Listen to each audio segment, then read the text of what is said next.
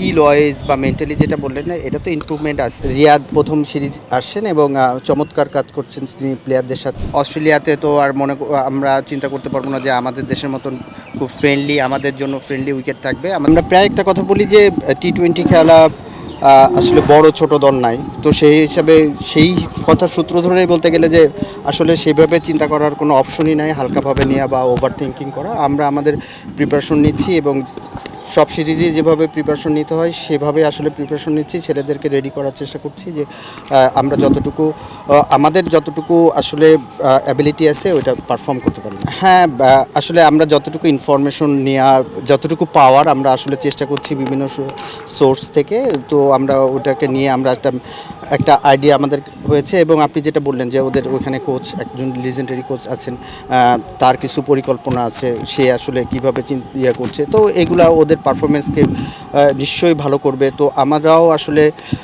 ভালো করার জন্য যে ধরনের স্টেপ নেওয়া উচিত, যে ধরনের ট্রেনিং করা উচিত বা যে ধরনের প্ল্যান করা উচিত ওইভাবে আমরা করছি এবং মাঠে ওইটার এক্সিকিউশন করব। রিয়াদ প্রথম সিরিজ আসছেন এবং চমৎকার কাজ করছেন তিনি প্লেয়ারদের সাথে, তার কমিউনিকেশন খুবই ভালো এবং তার এক্সপেরিয়েন্স সে শেয়ার করছে এবং বিভিন্ন সিচুয়েশনে আসলে কী ধরনের কীভাবে চিন্তা করা উচিত, এই বিভিন্ন টাইট সিচুয়েশনে আসলে সে কীভাবে চিন্তা করতো, তো এই জিনিসগুলো ওদের সাথে শেয়ার করছে। সাথে সাথে টেকনিক্যাল বিভিন্ন জিনিস নিয়ে সে ব্যাটিংয়ের কথা বলছে। তো এই ছেলেরা আসলে ট্রাস্টের জায়গা আছে, কেন সে একটা এক্সাম্পল আমাদের দেশের ক্রিকেটে।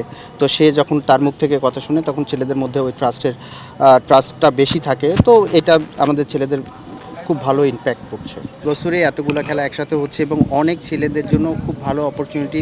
দেখা যায় যে সাধারণত অনেক ছেলে দেখা যায় যে পারফরমেন্স একটু 19-20 আছে, ছেলে চান্স পায় না। তো এবছর খুব ভালো অপরচুনিটি ছেলেদের জন্য এবং আমরা আসলে বড় বাঞ্চ দেখতে পাচ্ছি এবং তাদেরকে সুযোগ করে দিতে পারছি। এটা আমাদের মনে হচ্ছে যে আমাদের ভবিষ্যতে পাইপলাইনে যেটা বলেন যে ক্রিকেটের বেশি আসার সম্ভাবনা বেশি থাকবে। এই ধরনের মনে করেন যে এতগুলো টিম যদি খেলে একসাথে, তো আমার কাছে মনে হয় যে বেশি প্লেয়ার খেলবে, বেশি ছেলের স্কোপ তৈরি হবে আসলে ভালো প্লেয়ার। এটা তো ন্যাশনাল টিমের ব্যাপার, ন্যাশনাল টিমের সাথে যারা আছেন তারাই আসলে ভালো বলতে পারবে কীভাবে প্রস্তুত নেওয়া উচিত। তো যেটা আমার কাছে মনে হয় যে নরমালি অস্ট্রেলিয়াতে তো আর আমরা চিন্তা করতে পারবো না যে আমাদের দেশের মতন খুব ফ্রেন্ডলি, আমাদের জন্য ফ্রেন্ডলি উইকেট থাকবে। আমাদের জন্য ব্যাটসম্যানদের জন্যও চ্যালেঞ্জ থাকবে, বলারদের জন্যও আসলে চ্যালেঞ্জ থাকবে। কেন আপনারা জানেন যে আমাদের যারা পেস বলার আছে তাদেরকে ওরা ব্যাটসম্যানরাও অনেক চ্যালেঞ্জ দিবে, শুধু ওদের বলাররাই যে আমাদের ব্যাটসম্যানদের চ্যালেঞ্জ দিবে সেটা না। তো চ্যালেঞ্জিং সিরিজ হবে আমাদের জন্য এবং আমার কাছে মনে হয় ন্যাশনাল টিমে যারা খেলছে এখন যারা আছে তারা এই প্রস্তুতি নিচ্ছে যে কীভাবে এটা হ্যান্ডেল করবে। আমি বলবো যে স্কিল ওয়াইজ বা মেন্টালি যেটা বললেন না, এটা তো ইমপ্রুভমেন্ট আছে। ওইটার সাথে সাথে সে যেটা ম্যাচুরিটি তার বাড়ছে। হ্যাঁ, সে এখন খেলা নিয়ে যেভাবে আগে চিন্তা করতো আমি কীভাবে জানি না, তো এখন যেভাবে চিন্তা করছে আসলে ওর এই ম্যাচুরিটিটা অনেক ভালো হয়েছে। তো এইটা ওর পারফরমেন্সের মধ্যে ইফেক্ট করবে এবং আমার কাছে মনে হয় যে এখনও তার অনেক কিছুই করার আছে এবং তার ইচ্ছাটাও এরকম, বা ডেসপারেশন যেটা বলি না কেন, শব্দটা ইউজ করা যেতে পারে। সে আসলে হাঙ্গার হয়ে আছে পারফর্ম করার জন্য এবং আবার ব্যাক করার জন্য, তো সেই চেষ্টা করছে এবং আমরা তাকে সাহায্য করছি। হ্যাঁ, প্রফেশনাল, আমি ম্যাচুরিটি কথাটা শুধু আমি স্কিল ওয়াইজ বলি নাই বা ফিটনেস ওয়াইজ বলি নাই, এটা লাইফস্টাইলের সাথেও সম্পর্ক এবং কমিউনিকেশন, যেটা আগে একটা বড় প্রবলেম ছিল। তো এইসব জায়গায় আমার কাছে মনে হয়েছে যে সে অনেক আগের থেকে অনেক ম্যাচুরিটি দেখাচ্ছে। সমালোচনা নেবে এটা হচ্ছে সে কিভাবে আসলে করবে, সেটা হচ্ছে আমার কাছে মনে হয় আগের থেকে তার এটা অনেক ভালো হয়েছে। আর যেটা বললেন যে শিখার ইচ্ছা, এটা তো মনে করেন আগের থেকে আমার কাছে মনে হচ্ছে যে আগেও ভালো ছিল, ও দীর্ঘদিন পরে আসছে, তো এখনও সেটা আছে। উইকেট যদি মনে করেন যে স্পিন বান্ধব হয় তাহলে আমার কাছে মনে হয় যে তাইজুল আছে, মিরাজ আছে, এরা ডেফিনেটলি ভালো করবে।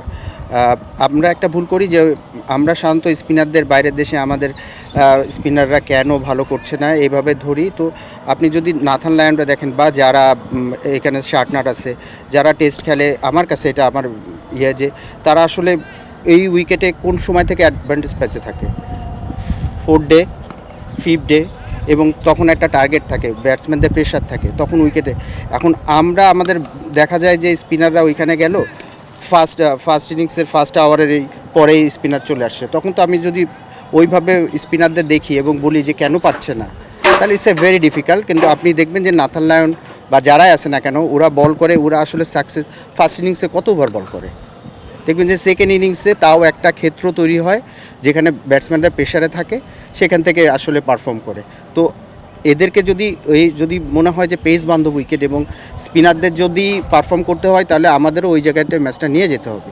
এখন আমি যদি পেস বান্ধব উইকেটে আমি যদি স্পিনারদের বলি যে ফার্স্ট ইনিংসের ফার্স্ট লাঞ্চের আগে এসে বল ঘুরাও আর উইকেট বের করে ফেলো, ইটস এ ডিফিকাল্ট। আসলে প্র্যাকটিস ম্যাচ দিয়ে কোনো কিছু আসলে হিসাব করা ঠিক না। আমাদের দেখতে হবে যে আমাদের লাস্ট প্রিভিয়াস মানে রিসেন্ট পাস্টে আমরা আসলে কী ধরনের পারফর্ম করেছি।